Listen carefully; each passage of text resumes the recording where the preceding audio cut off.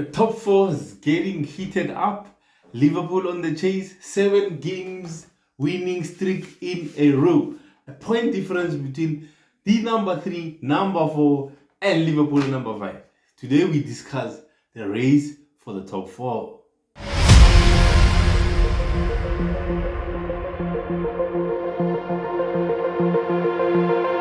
Welcome to Nation Sports. This is your boy Mojera Waiti. Just an honor again discussing the beautiful game as I know it. Discussing Kweliamoto. Today, we are discussing the race for the top 4. We've already know the 2 spots are sealed. Manchester City, which is likely more looking like they're going to be the champions for the 2022-2023. Arsenal bottling it. Yeah, I know a lot of Arsenal supporters, they are so angry. It's painful to even say that. I was also rooting for them to win the league title, but unfortunately it wasn't meant to be. I've mentioned this countless times on the channel already. Manchester City have a tendency of going in a winning streak, and now we've seen 11 games in a row. 11 winning streaks, 11 winning streak. So it's impossible. For the target, if you want to win the league for next season, if you're an EPL manager, you need to plan to get to a minimum of 94 points. Then you qualify to challenge for the championship. But if you can't get to 94 points, you are not challenging. Pep's team is looking like a house on fire. They've got a Champions League semi-final, possibly going to the final to go win or compete for the treble, which last time Man United were the last team to actually win a treble. So yeah, Pep Guardiola's men are just a team that is on fire, a team that everyone in the league looks up to. I was just looking at the game they played against Everton. They rested De Bruyne, they rested Grealish, they rested John Stones, they rested Grealish, Foden, they rested. You could see the bench you could actually put inside or put in a starting lineup for either team, and they would actually excel. That is the depth that Manchester City has. I was mentioning this, I was speaking to Karabo the other day. I'm like, me and you, he's an Arsenal fan. We need to start investing in our benches. We need to start investing in the depth of our squad, and not just any other player. You don't have to go out and look for squad players. No, you look for starting lineup players to sit on the bench. That is the philosophy Manchester City are using. We need to start doing that. Otherwise, we don't have a plan. Look at if the starting lineup doesn't have a plan. Who do we call upon the bench? Manchester United have got youngsters. They've got Pellistri. They've got Garnacho. At least Garnacho is an impact player. He comes in, has his cameos, scores a goal, creates a goal. Arsenal as well, they can call on Nelson. He can, but it is not consistent. It is not a first team player. We need to go invest in first team players. I've promised you transfer videos. Maybe I'll find time during the week and do them for you. Arsenal are linked with who's this guy? Declan Rice. They're linked to Declan Rice. Shaka from Fabrizio, a well-known journalist who's always on point when it comes to transfers. Shaka is gonna leave Arsenal. They need to find a replacement for him, and they need to find a bench player that will replace him as well in the starting lineup. So you see what Brighton has done to Arsenal. They shattered their hopes of at least winning the league. It was a thin hope, but they've shattered it. That Brighton side, Dizabi, what that guy has done with that Brighton side, it's admirable. We need to clap. And I had something as well about Brighton, the structure of Brighton, the development, the recruitment structure, the scouts, everything. Brighton is 5 years ahead of all the EPL teams. Imagine 5 years. Maybe Manchester City might be near, but other teams we 5 years behind them. Because you can look at their recruitment team. They went and got Caicedo. Maybe they bought him for 25,000. Now they're gonna sell him for 120. McAllister also, maybe they bought him. Like you can see the recruitment, you can see the scouting that is on top notch.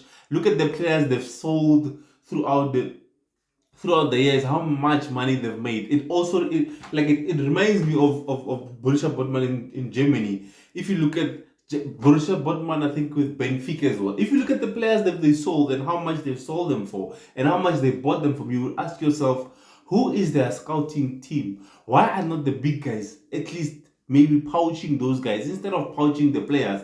Pouch the scouting team that actually can find these guys.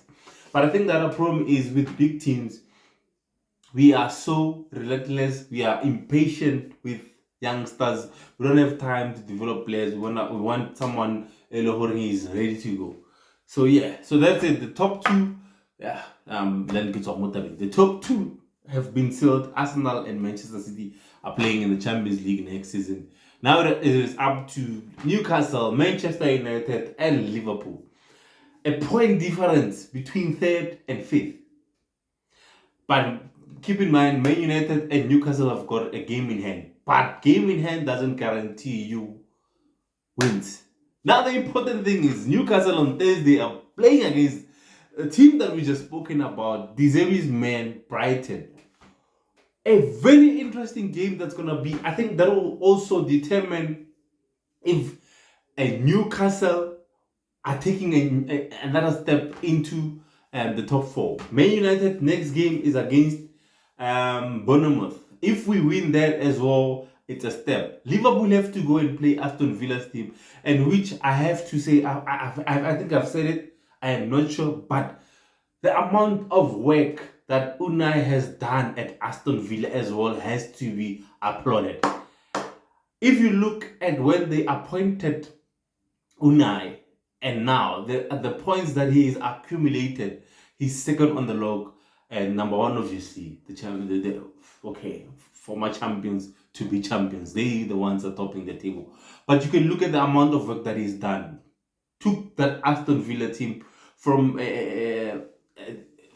14, 16, somewhere there fighting relegation now into almost the European spots. They are there. They're at the door. They're smelling Europe. And he's done a remarkable work with that Aston Villa side. So heads up to Unai, heads up to De Zerbi. But who will take the final two places of the Champions League? For me, as I've said before, and I've mentioned it to people as well, for me, Liverpool have got difficult games than Man United and Aston Villa and Newcastle. So, but Newcastle as well have got like weird and difficult fixtures. I've said this to Bazero last week. Man United, if you look at their games, they're playing against teams that at this time and moment are not playing for anything. One could even say they're on the beach. They've got their beach towels and they've relaxed because they're not playing for relegation. They know they're gonna play in the EPL next season. They're not fighting for European places. So look at Aston. We played like a Wolves team that was toothless. One can say that toothless. No shots on target. Man United 24 plus minus 24 shots on target. We played at Bournemouth as well. You could see the last game against Crystal Palace.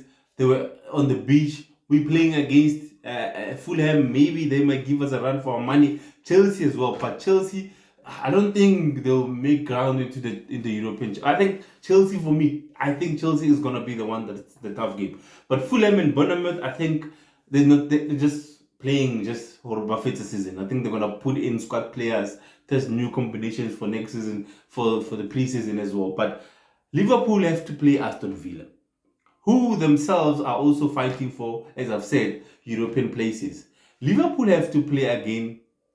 They played Leicester, which they have to play Southampton, the last game of the league season, which it doesn't count as well. But when I spoke about it, they were fighting for relegation. But we now know that they've already been relegated. But you can see the games: Aston Villa, then Southampton. Newcastle, they play Brighton, which is going to be a difficult game for them. They have to play Man City. Is it Man City? I think they have to play Man City and Chelsea, somewhere there. I'll have to double check. But you can see the games of Man United, they just have to win their games. But problem with Man United, they don't know how to score. What a beautiful free kick by Trent Alexander-Arnold as we speak. Beautiful free kick. Man United, I wish we could get someone like Trent Alexander. We are poor when it comes to set pieces. We can't score free kicks. We can't score corners. We can't even defend them to a certain point. So the top 4 race is really getting exciting. Let me know what's your take on it. Comment section. Let me know, who do you think will make the final 4? Will Liverpool make a final leap into the top 4? Or will Newcastle and Manchester United say to Liverpool, it is too late, it is too little, it is too late. Remember, like, share, and subscribe. It's your boy Mujela. Remember, prevention is better than cure. Don't risk it unless it's worth it.